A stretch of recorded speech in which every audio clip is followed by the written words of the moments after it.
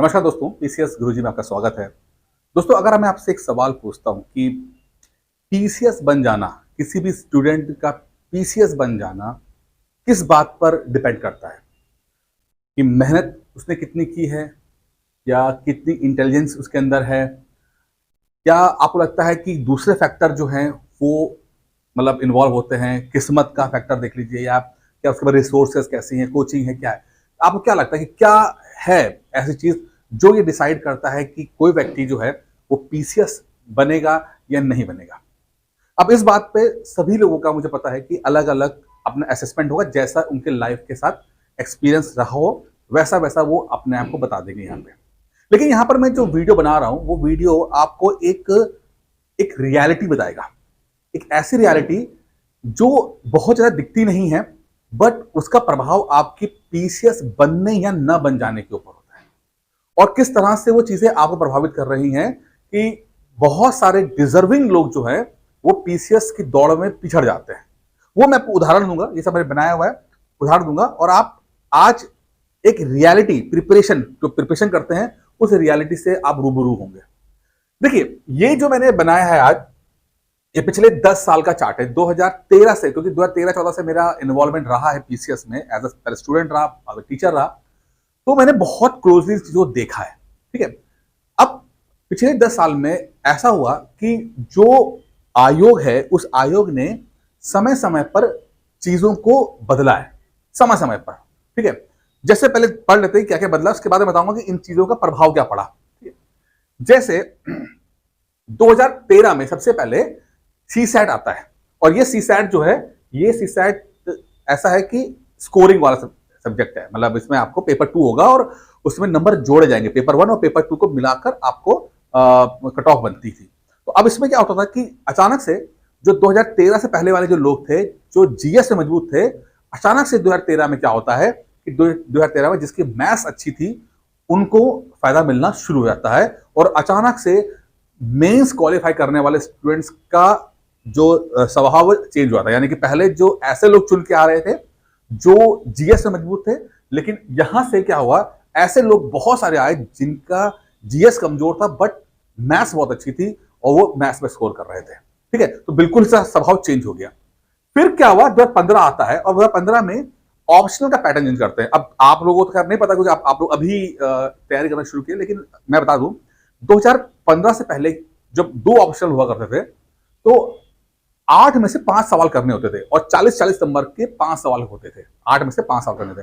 लेकिन 2015 से क्या हुआ, 2015 में पहली बार जो ये वाला पैटर्न आया कि 40 नंबर का एक सवाल होगा, लेकिन उसके 3 पार्ट होंगे, 15-15 10 नंबर के 3 क्वेश्चन होंगे। तो अब 15 क्वेश्चन करने होंगे, पहले 5 क्वेश्चन करने थे, अब 15 क्वेश्चन करने।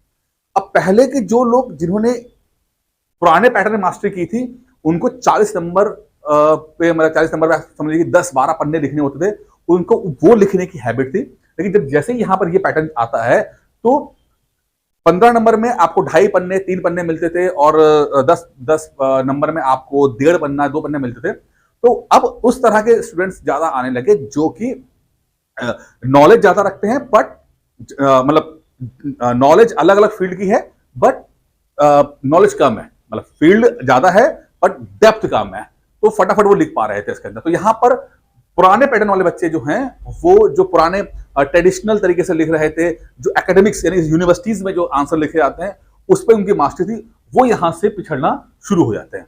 ठीक है, फिर तो 17 आता है।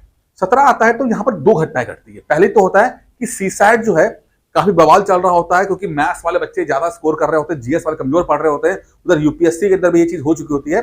तो यहां पर पहली बार सीसैट जो है क्वालिफाइंग कर दिया जाता है इसके अंदर। ठीक है, और दूसरा यहां पर इंटरव्यू जो है, जो पहले 200 नंबर का होता था अब 100 नंबर कर दिया था। अब मान लीजिए जिस पिछले क्या था कि जिनकी पर्सनालिटी बहुत अच्छी होती थी, जो इंटरव्यू ज्यादा स्कोर करते थे, यानी 200 में से लगभग 135-140 करते थे, अब उनका 100 नंबर में से इंटरव्यू हो रहा था, तो अब उनका जो एडवांटेज था वो कम रह गया था। अब इसके पीछे प्रॉब्लम 2016 की प्रॉब्लम थी, जिसमें सीबीआई जांच, 2015 की प्रॉब्लम, 2015 का जो केस था उसमें सीबीआई जांच हुई थी, और जो जिसकी रिपोर्ट ना योगी सरकार ने जारी की ना अखिलेश सरकार ने जारी की थी, जो सीबीआई द्वारा की गई थी, उसके बाद उसमें इंटरव्यू में ऐसा सुना था, पेपरों में आया था कि इंटरव्यू के अंदर काफी ज्यादा धांधली वगैरह टाइप का हुआ था।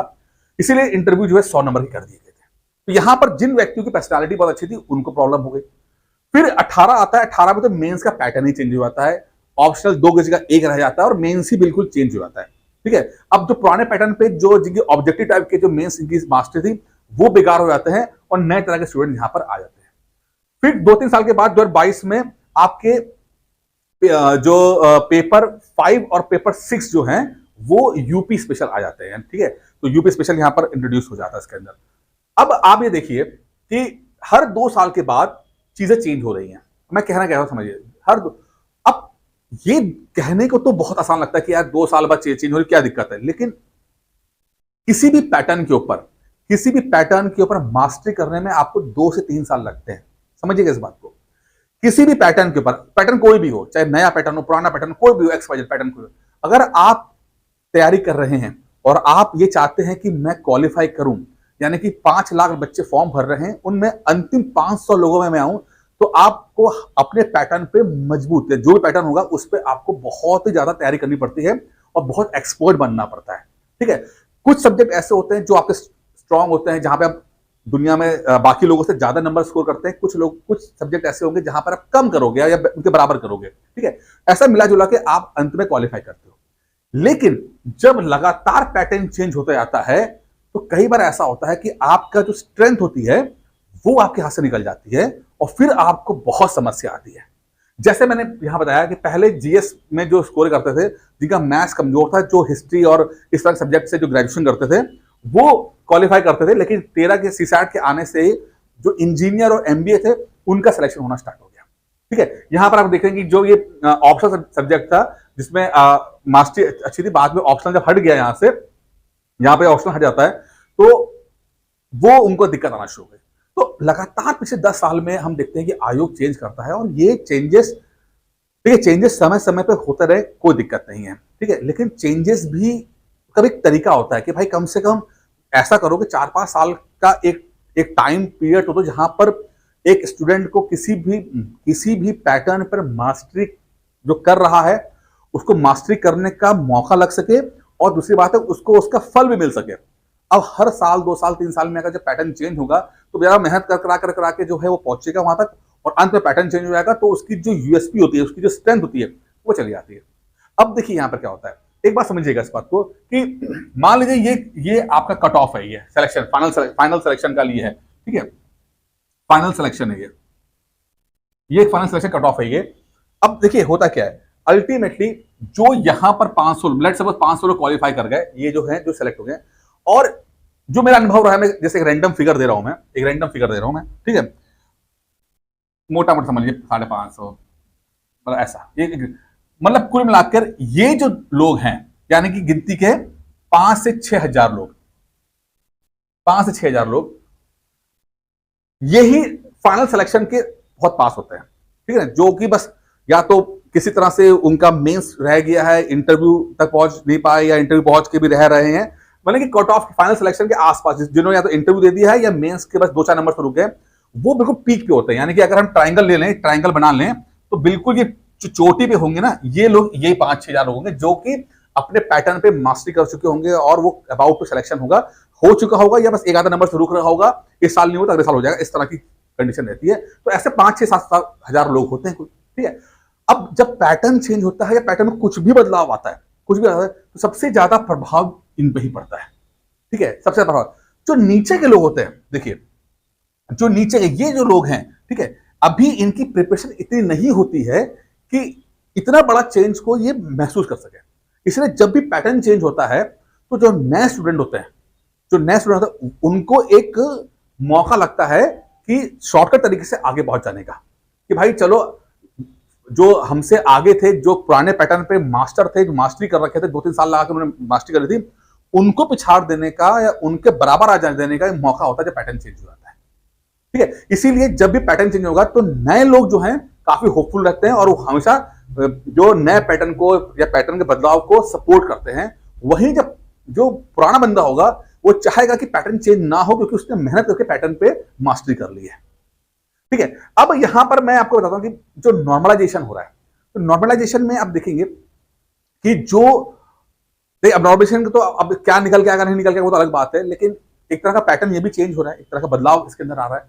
तो जो नए लोग होते हैं उनको तो फर्क नहीं पड़ता है, लेकिन जो पुराने लोग होते हैं जो जो रेंज में, वहां पर भी क्या होगा कि जो कट ऑफ के आसपास होंगे, मैंने कहा ना, जो मैंने कल भी बताया था कि मान लो अगर 90 क्वेश्चन पे कट ऑफ है तो सबसे ज्यादा फर्क जो है वो इन्हीं लोगों को पड़ेगा। यही जो रेंज के लाइन के आसपास लोग होंगे सबसे ज्यादा प्रभावित यही लोग होंगे, ठीक है। इसीलिए ये जो लोग हैं सबसे ज्यादा उस दर्द को कहते हैं कि भाई मास्टरी करके हम किसी चीज पे पहुंचे हैं, और वहां पर अगर बदलाव आ जाएगा तो वो कभी कभी इतना बदलाव भले छोटा सा होता है लेकिन वो इतना इम्पैक्ट डालता है कि फिर आदमी की प्रिपरेशन बिल्कुल खराब हो जाती है और फिर वो कभी कम बैक नहीं कर पाता है। तो मैं तो हमेशा चाहूंगा कि अगर पैटर्न चेंज करना भी है तो कम से कम 5 साल 6 साल का एक समय लीजिए। एक कोई पैटर्न अगर फाइनल कर रहे हैं तो उसको पूरा एक मौका दीजिए कि हाँ भाई वो अपना कर पाए, और उसके बाद उसमें कुछ बदलाव करें। बहुत फ्रीक्वेंटली बहुत जल्दी चेंजेस करने से क्या होता है कि बच्चों की जिंदगी से खेलना ही रह जाता है, और ऐसा बहुत स्टूडेंट्स के साथ बहुत। अब क्या प्रॉब्लम क्या है कि चूंकि नंबर्स कम होते हैं, 5,000 7,000 8,000 10,000 ही लोग ऐसे होते हैं जो टॉप पिरामिड के टॉप पे होते हैं और बिल्कुल होते हैं, तो उनकी आवाज इतनी स्वर्ण देती है। भाई कहाँ चार, मान लीजिए 5 लाख लोग फॉर्म भर रहे हैं, 5 लाख लोगों ने पेपर दिया, तो 4,90,000 एक तरफ हो जाते हैं और 10,000 एक तरफ हो जाते हैं। तो 4,90,000 की आवाज में 10,000 लोगों की जो है वो आवाज दब जाती है, उनका दर्द दब जाता है, उनका दुख दब जाता है, उनका वो बेचारे वो कुछ कर नहीं पाते हैं, ठीक है। तो ये बस वीडियो बनाने का मकसद था कि मैं बता पाऊं कि जो बदलाव हैं देखने में जो बहुत छोटे लगते हैं, लेकिन इनका इम्पैक्ट जो होता है वो बहुत बहुत बड़ा होता है, और कई बार तो इतना बड़ा होता है कि शायद जब चीजें खराब होती हैं तो फिर वो उस व्यक्ति को, स्टूडेंट को कंपटीशन से ही बाहर कर देती है। तो फिर इस वीडियो में इतना ही था, उम्मीद करता हूं वीडियो पसंद आया होगा।